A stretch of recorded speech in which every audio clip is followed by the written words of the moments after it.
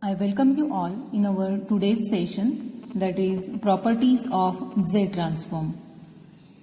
In our previous video, we have seen some of the properties of Z transform, that is linearity property, time transversal property or time shifting property, and the multiplication by an exponential sequence property. Now we will proceed our discussion with next few properties of Z transform. The next property is the time reversal property.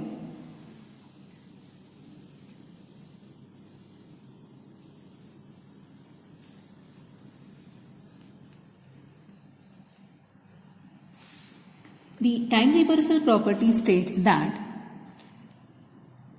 if x of z is given as Z transform of x of n, then the Z transform of x of minus n is nothing but x of Z inverse. Now we have to prove this property. Okay. Now according to the definition of Z transform, Z transform of x of minus n is equal to summation from n is equal to minus infinity to plus infinity x of minus n to z raised to minus n. Okay. Now here in this equation we will replace L is equal to minus n. Okay. So as n tends to infinity, L tends to minus infinity, and as n tends to infinity, n tends to minus infinity, L tends to infinity.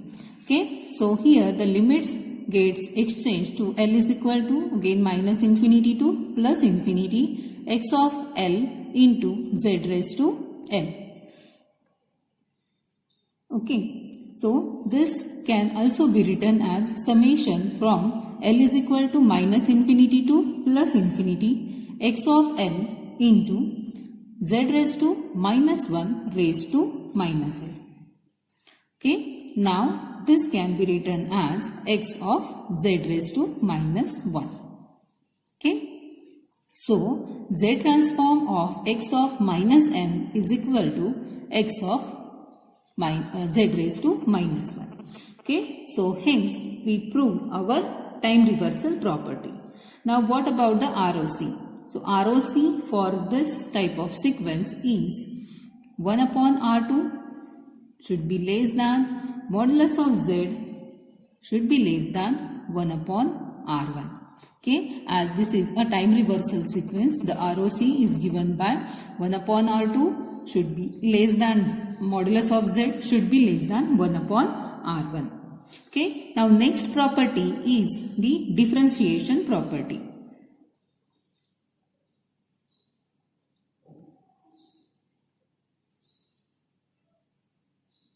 Okay, differentiation of x of z.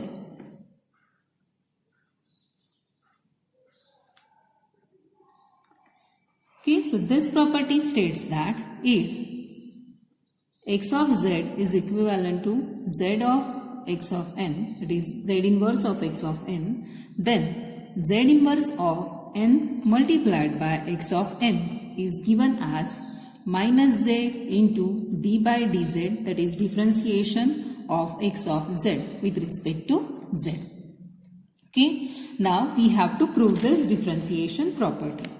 Okay, we know that the Z transform is given as x of z is equal to summation from n is equal to minus infinity to plus infinity x of n multiplied by z raised to minus n. Okay, so according to the definition of Z transform, we have this equation. Now differentiate both the sides with respect to z. Okay, so differentiating with respect to z, we have d by dz of x of z is equal to summation from n is equal to minus infinity to plus infinity x of n d by dz of z raised to minus n. Okay. Now what is the differentiation of z raised to minus n here? It is summation from n is equal to minus infinity to plus infinity x of n multiplied by minus n into into z raised to minus n minus 1. Okay, so by again simplifying this equation, we have n is equal to minus infinity to plus infinity x of n. This minus sign comes to the outside, so n multiplied by x of n into z raised to minus n into z raised to minus 1. So take this z raised to minus 1 outside, so it will be minus 1 upon z summation from n is equal to minus infinity to plus infinity n into x of n into z raised to minus n. Okay, so here multiplying both the sides by minus z, what we have, minus z into d by dz of x of z is equal to minus z multiplied by minus 1 upon z summation from n is equal to minus infinity to plus infinity n into x of n into z raised to minus n. Okay, so here this z and this z gets cancelled out, minus minus becomes plus. So what it will be? It is equivalent to summation from n is equal to minus infinity to plus infinity n into x of n z raised to minus n, which is nothing but minus z d by dz of x of z. So what is this now? This is nothing but the z transform of this sequence. So we can write this as z transform of n into x of n. Okay, so hence we have proved that z transform of n into x of n is nothing but minus z d by dz of x of z. Okay, so this proves here the differentiation of x of z. Okay, now next property is the convolution property.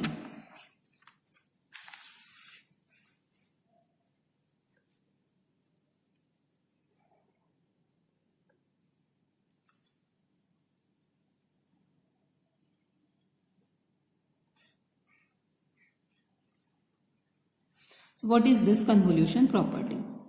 Okay, so if x of z is equal to z transform of x of n and h of z is equal to z transform of h of n, where h of n is the impulse response, then z transform of convolution of these two sequences is equal to multiplication of individual z transforms. Okay, now here x of n convolution with h of n is the linear convolution of the two sequences. Okay, now what is the proof of this?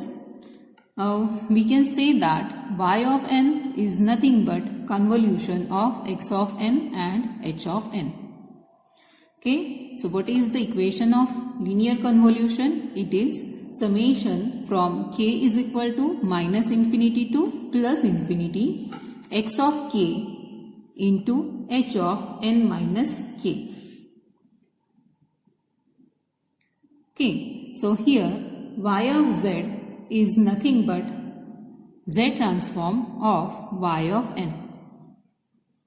Okay, so this can be written as summation from n is equal to minus infinity to plus infinity. Replace the value of y of n. It is nothing but summation from k is equal to minus infinity to plus infinity x of k into h of n minus k. Okay, this is our sequence multiplied by z raised to minus n. Now simplifying this, and what we have, n is equal to minus infinity to plus infinity, summation from k is equal to minus infinity to plus infinity x of k into z raised to minus k h of n minus k into z raised to minus n to z raised to k. Okay, so what we have done here, we have multiplied by z raised to minus k and z raised to k. Okay, so which will result by multiplication of 1. Okay, So again, rearranging the terms, we have summation from n is equal to minus infinity to plus infinity, summation from k is equal to minus infinity to plus infinity, x of k into z raised to minus k, h of n minus k into z raised to minus n minus k. Okay, now we will replace n minus k is equivalent to L in the second summation. Okay, so here what we have, okay, we have summation from n is equal to minus infinity to, L is equal to minus infinity to plus infinity, summation from k is equal to minus infinity to plus infinity, x of k into z raised to minus k, okay, into h of L into z raised to minus L. Okay, rearranging the terms, we have summation from k is equal to minus infinity to plus infinity, x of k into z raised to minus k, to summation from L is equal to minus infinity to plus infinity, h of L into z raised to minus L. Okay, now this term is nothing but x of z and this term is nothing but h of z. Okay, so hence here we can prove that the convolution, Z transform of convolution of two sequences is nothing but the multiplication of individual Z transforms. Okay, so hence here the convolution property gets proved. Okay, the next property is nothing but the complex convolution theorem.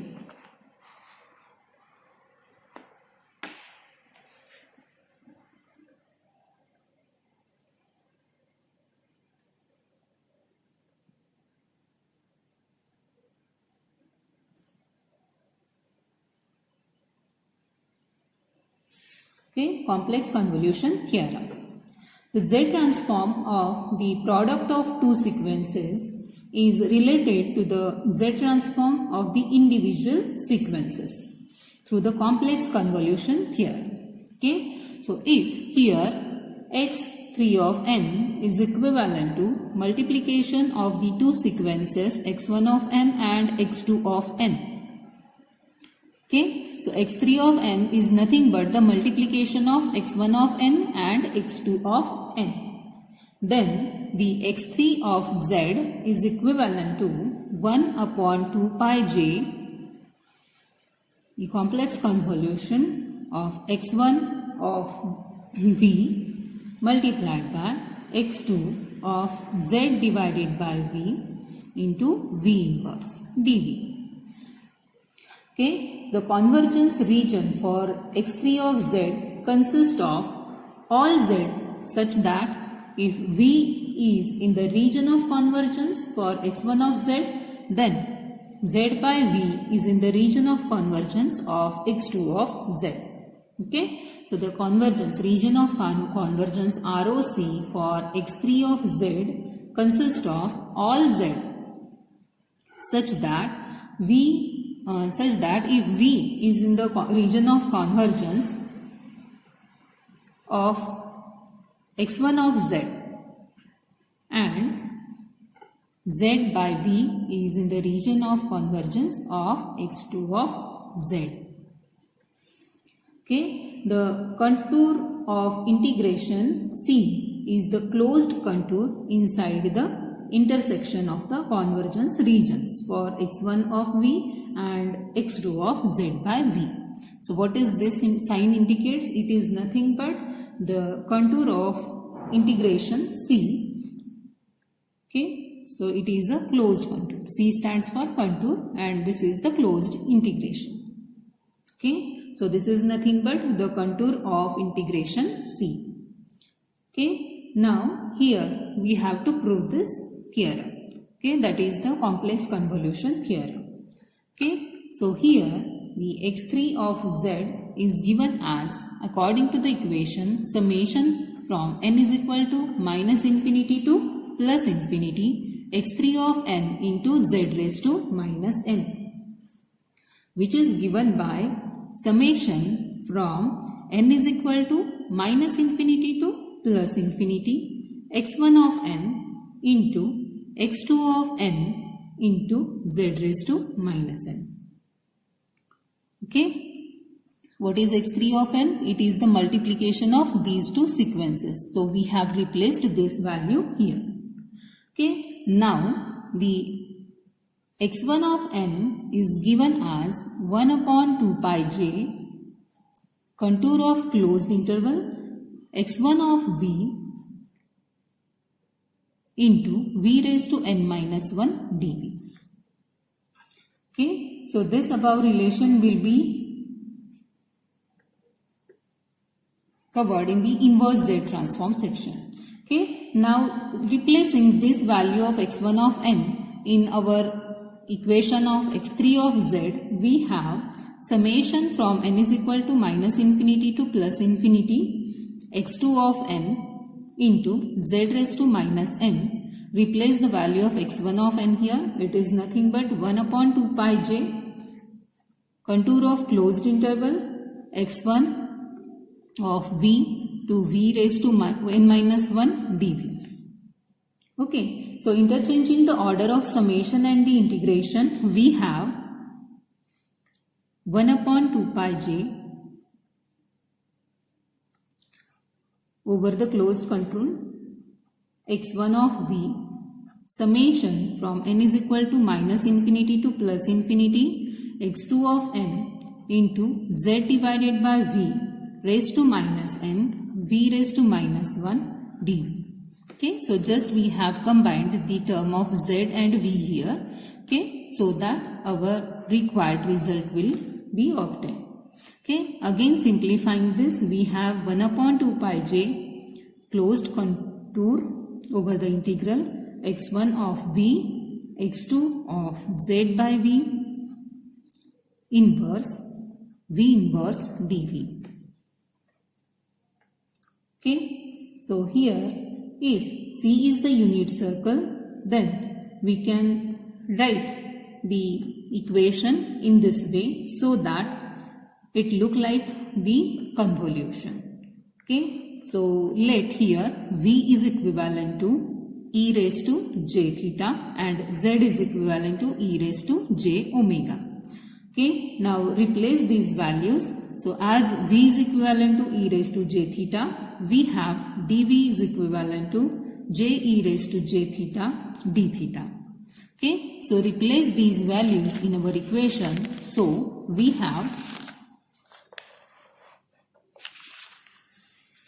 x3 of z is equal to 1 upon 2 pi j over the closed contour x1 of e raised to j theta, x1 of e raised to j omega minus theta e raised to minus j theta into j e raised to j theta d theta. Okay, so replacing all these values and simplifying, we have 1 upon 2 pi integral over minus pi to pi x1 of e raised to j theta into x2 of e raised to j omega minus theta d theta. Okay, so here our convolution theorem gets proved. Okay, so this is the complex convolution theorem. Okay, so in this session we have seen the complex convolution theorem, the convolution theorem, then differentiation of x of z and the time reversal theorem. Okay, so these are the different properties of the Z transform. So up till now we have seen the linearity property, the time shifting or time transversal property or time translation property. Okay, also we have seen the multiplication by an exponential sequence, time reversal, differentiation of x of z, then convolution theorem and complex convolution theorem. Few more theorems are there and few more properties are there for the Z transform. Those we will study in our next session. Thank you.